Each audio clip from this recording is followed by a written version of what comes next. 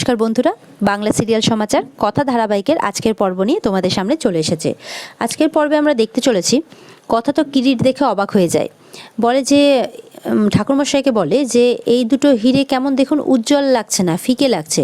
ঠাকুরমশাই তখন দেখে ভালো করে, তখন কথা হাত দিয়ে যেই দেখাতে যাবে যে দেখুন এই হিরে দুটো, ঠিক তখন হিরে দুটো খুলে কথার হাতে চলে আসে।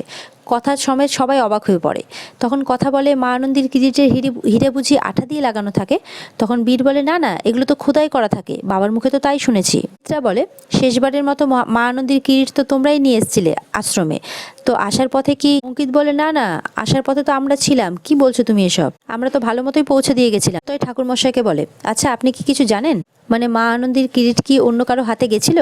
ঠাকুরমশাই বলে আমি কি করে জানবো বলো তো, কিরিট তো যেখানে থাকা সেখানেই থাকে, কেন যে মা আনন্দীর কিরিটের সাথে বারবার এরকমটা হয় আমি তো কিছুতেই বুঝে উঠতে পারছি না। চিত্রা মনে মনে বলতে থাকে আচ্ছা তিলক এই ব্যাপারে কিছু জানে না তো? এই কেসটা আবার নতুন করে শুরু হচ্ছে না তো? মনে মনে বলতে থাকে কে নিল এই কিরিটের হিরে? ছোটকাকে ঠাম্মি ফোন করে, বলে সবকিছু ঠিকঠাক আছে তো? ছোটকা বলে হ্যাঁ আমরা সবাই ভালো আছি, সবাই ঠিক করে পৌঁছে গেছি আশ্রমে। ছোটকা তখন কিরিটের কথাটা ঠাম্মিকে যেই জানাতে যাবে, মানে ওই ছোটকার মাকে, তখন কথা এসে বারণ করে। ঠাম্মি তখন কথাকে ফোনটা দিতে বলে। ঠাম্মি কথাকে জিজ্ঞাসা করেন দাদু ভাইয়ের মেজাজ কেমন আছে?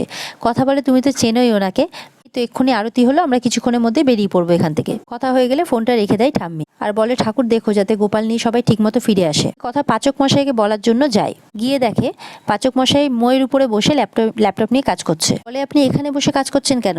তখন অগ্নি বলে কি করবো বল, এখানে তো কোথাও নেটওয়ার্ক নেই, তাই আমাকে এটাই করতে হচ্ছে। তো আসে সেখানে। অগ্নি বলে তোরা সব মুখগুলো এরকম কেন করে রেখেছিস, কি হয়েছে? কথা বলে একটা ঘটনা ঘটেছে। অগ্নি বলে কি আবার ঘটনা ঘটলো? প্রত্যয় বলে বলছি তুই নিচে নাম। তার প্রত্যয় মিলে সবটা জানায় অগ্নিকে। পরে দেখা যায় পুলিশ ফোর্স চলে আসে। প্রত্যয় বলে আপনারা চলে এসেছেন। সেখানে ঋতুও আসে। তো এই পুলিশকে সবটা, মানে ফোর্সকে বলে দেয় যে আমাদের সাথে গোপাল যাবে, আপনাদের সবটা ভালোভাবে দেখে রাখতে হবে।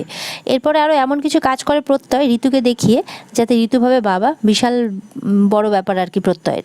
ঋতু এসব দেখে বলে বাবা সরকারের ইন্সপেক্টর সরকারের তো এলেম আছে দেখছি। এরপর সেখানে কথা অগ্নি আর জুনি আসে। অগ্নি বলে এসব করে কি হবে, চুরি তো হয়েই গেল। তখন কথা বলে প্লিজ এভাবে বলবেন না, না হলে এখানে সিপাহীদের দোষারোপ করা হবে। ঠাকুরমশাই গোপালকে নিয়ে চলে আসে মাথায় করে। একজন গোপালের মাথায় ছাতা ধরে থাকে। ঠাকুরমশাই গোপালকে অগ্নিকে তার মাথার উপরে তুলতে বলে, আর বলেন বাসুদেব কৃষ্ণকে এক ঝড় জলের রাতে ঠিক এইভাবে মাথায় করে নন্দের ঘরে রেখে এসেছিলেন। বলে এই তোকে বেশ বাবা বাবা লাগছে। অগ্নি বলে চুপ করতো, সবাই হাসতে থাকে। কথা বলে পাচক মশাই আপনি যে গোপালকে দায়িত্ব সহকারে নেবেন এটা আমি জানতাম। অগ্নি বলে আরেকটা জিনিস জেনে রাখ, এর শোধ আমি গুহ বাড়িতে গিয়ে তুলবই। চিত্রা মনে মনে বলতে থাকে যে তিলকের সাথে যে কিভাবে আমি দেখা করব, এদিকে তো যাওয়ার সময় চলে এলো। বলে চলো বেরিয়ে পড়া যাক। তখন সবাই বেরিয়ে পড়ে। কথা বলে জন্মাষ্টমী, বাড়িতে আনন্দ উৎসব সব হবে, কিন্তু একটা যে শূন্যতা রয়ে গেল, মা আনন্দীর কিরিটের পাথর নেই, যে মস্ত বড় অমঙ্গল। হে মা আনন্দী, আমি যাতে তোমার কিরিটের হিরে উদ্ধার করতে পারি, এগুলোই ভাবতে থাকে মনে মনে।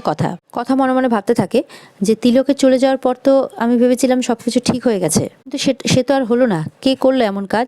সবাই চলে যায়। যাওয়ার সময় কথা গৌরীকে বলে যেভাবে তোমার সাথে এইভাবে দেখা হলো কত সুন্দর, আবার এইভাবেই দেখা হয়ে যাবে কোনো না কোনো সময়। গৌরীকে তিলকবাবুর কথা জিজ্ঞাসা করে যে এর মধ্যে এসেছিল কিনা।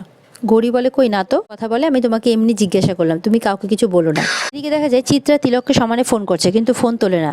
আবারও ফোন ট্রাই করতে থাকলে দেখে যে তিলক ছদ্মবেশে তার সামনে এসে পড়ে। চিত্রা বলে আপনি এইভাবে সেরেছেন কেন? তিলককে আরেকটু আড়াল জায়গায় এসে চিত্রা বলে এখানে আপনি এসেছেন কেন? সব টাকা আমি আপনাকে বুঝিয়ে দিয়ে দিয়েছিলাম। ঠিক সেই সময় কথা চলে আসে মেজমাকে ডাকতে, আর কথা সব কথা শুনে ফেলে। চুরির পর সব টাকা আপনাকে আমি বুঝিয়ে দিয়েছিলাম, তাহলে আপনার কিসের এত দরকার এসে পড়েছে? কথা মনে মনে ভাবতে থাকে মেজমা কার সাথে কথা বলছে, আর কিসের টাকা দিয়ে দেওয়ার কথা বলছে। চিত্রাকে বলে আপনাকে আমার একটা কাজ করে দিতে হবে। চিত্রা বলে চিত্রা আপনার কাজ করবে? হাসালেন আপনি। সমস্ত কথা হতে হতে কথার দিকে নজর যায়। চিত্রা তো পুরো ভয় পেয়ে যায়। কথা ভাবতে থাকে যে মেজমা জগৎ ব্রহ্মপুরে এসে কার সাথে কথা বলছেন। চুপ করে তিলককে বলতে থাকে আপনি পেছনে ঘুরবেন না, পেছনে কথাগুলি দাঁড়িয়ে আছে, কি বলে তাড়াতাড়ি বলে দিন আমাকে। তখন তিলক বলে যে আপনাকে আমার একটা কাজ করে দিতে হবে। চিত্রা বলে ধরে নিন আপনার কাজ হয়ে গেছে, আপনি পেছনে ঘুরবেন না, ধরে নিন আপনার কাজ হয়ে গেছে, আপনি এখন এখান থেকে যান, পেছনে কথা দাঁড়িয়ে আছে। এরপরে কথার সামনে দিয়ে তিলক মুখ আড়াল করে চলে যায়। কথাকে বলে কি ব্যাপার, তুমি এখানে দাঁড়িয়ে পড়লে যে, সবাই তো চলে গেছে? কথা বলে হ্যাঁ মেজমা, আমি তোমাকেই ডাকতে এলাম। তা চিত্রাকে সন্দেহ করতে থাকে। এরপরে দেখা যায় অগ্নি কথা সবাই বাড়িতে গোপাল নিয়ে চলে আসে, গোপালকে নিয়ে দোলনাতে বসিয়ে দেয়। বলে এরপর থেকে জন্মাষ্টমী পর্যন্ত গোপাল এখানেই থাকবে, আর এরই পাশে প্রমিলার গোপালও বসবে। আমি গোপালের কাছে পরিবারের জন্য সুখ শান্তি প্রার্থনা করতে থাকে। আমি বলে তোমরা সবাই কিরিট দর্শন করেছো তো, বড় পুণ্যের দর্শন কিন্তু। সবাই তো ঠাম্মির কথা শুনে চুপ করে থাকে। কথাকে বলে যে কিরিটের ব্যাপারে তো বলতে হবে। কথা কিন্তু করতে থাকে। অঙ্কিত বলে বলবে এটাকে? বলে গোবর দেবীকে বলা উচিত, কারণ এইচএফ শোনার পর তো আবার ঝামেলা শুরু করবে। এজি বললে হয়তো কথাটা অতটা ঝামেলা করবে না। কথা তখন কিরিটের ব্যাপারে সব কথা ঠাম্মিকে বলে। ঠাম্মি শুনে তো পুরো অবাক হয়ে যায়। ঈশিয়া তখন বলে, তাহলে কি কিরিটটা আমাদের ব্যাংকের লকারে রাখা উচিত ছিল? কারণ চোরে পুলিশের যা দশাত, চুরি হয়ে যাওয়ার পর পুলিশকে দিয়ে গার্ড দিয়ে নিয়ে আসছে।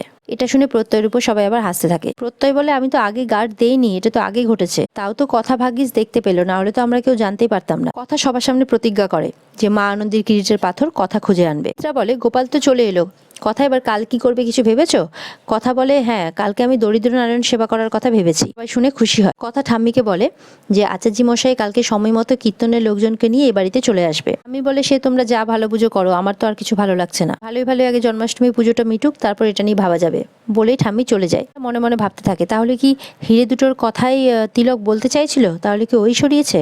এগুলো মনে মনে ভাবতে থাকে। কথা চিত্রার দিকে তাকিয়ে থাকে, মনে মনে ভাবতে থাকে, কথা আমার দিকে এইভাবে কেন তাকাচ্ছে? অগ্নি ঘরের মধ্যে পায়চারি করছে আর বলেই যাচ্ছে, এটা বাড়ি না গোয়েন্দা দপ্তর? একটার পর একটা সমস্যা চলেই আসছে। একটা সমস্যার সমাধান হচ্ছে কি তার আগে একটা ঝামেলা শুরু হয়ে যাচ্ছে। অগ্নি কথাকে বলে, এই একজন দুম করে বলে দিলি যে আমি প্রতিজ্ঞা করছি হিরে দুটো ফেরত নিয়ে আসবো। কোথা থেকে বের করবি? কোথা থেকে বের করবি? কোনো প্ল্যান আছে তোর কাছে? কথা বলে, যাই হয়ে যাক, আমাকে বিপদের ইঙ্গিত যেমন মা আনন্দী দেন, তেমন বিপদ থেকে বেরোনোর পথও উনি দেখিয়ে দেন। এবারও মা আনন্দী আমাকে পথ দেখাবে। অগ্নি বলে, এই শোন না, মা আনন্দীর সঙ্গে তোর যে হটলাইনে ডাইরেক্ট কানেকশন হয়ে রয়েছে না, এটা একটু থামা এবার। বিরক্তিকর, খালি বড় বড় কথা, কোনো প্ল্যান নেই, কিছু নেই। দুম করে একটা কথা বলে বসলো।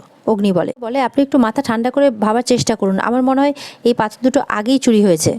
অগ্নি বলে, মাথা ঠান্ডা করে তুই ভাব। আগে তো কিরিটটা যাচাই করার সময় সবাই বললো হ্যাঁ সব আসল সব আসল, তখন কি কেউ কিছু বুঝতে পারেনি? কথা বলে, হয়তো তিলক সেই সময় পাথরগুলো চুরি করে নিয়েছিল। অগ্নি তখন বলে, তো এখন তিলককে কোথায় পাবো? সে তো গা ঢাকা দিয়েছে, তাকে তো খোঁজা সম্ভব নয়। কথা আবার মনে মনে চিত্রা যে একজনের সাথে কথা বলছিল সেই ব্যাপারটা ভাবতে থাকে। কথাকে জিজ্ঞেস করতে থাকে, গাড়িতে আসার সময় ভাবছিলাম তোর মুখটা কেমন থমথমে হয়ে রয়েছে, কিছু একটা ভাবছিলি তুই, আমাকে বল, আমার থেকে কি লুকোচ্ছিস তুই? কথা অগ্নির কথাকে এড়িয়ে যায়, বলে আমাদের চোখ কান নাক মুখ খোলা রাখতে হবে। অগ্নি তখন বলে, চোখ কান নাক মুখ তুই খোলা রাখ, আমি এখন সব বন্ধ করে ঘর ঠান্ডা করে ঘুমাবো। একদম টেম্পারেচার বাড়াবি না বলে দিচ্ছি কিন্তু আমি। এরপর কথাকে একটা গায়ে ঢাকার এনে দেয় আর বলে, এনে মাথা থেকে পা অব্দি ঢেকে ঘুমাবি। কথা তখন বলে, আমি আজকে এই ঘরে থাকছি না। অগ্নি তখন বলে, কেন? আমাদের মধ্যে তো সব কথা হয়ে গেল আবার।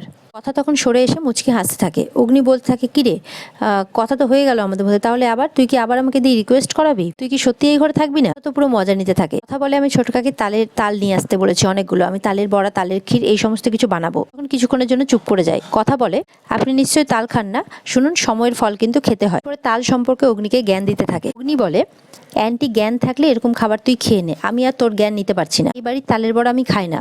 বলে, তালের বড়া আমার মা বানাতো। মায়ের কথা বলতে থাকে অগ্নি।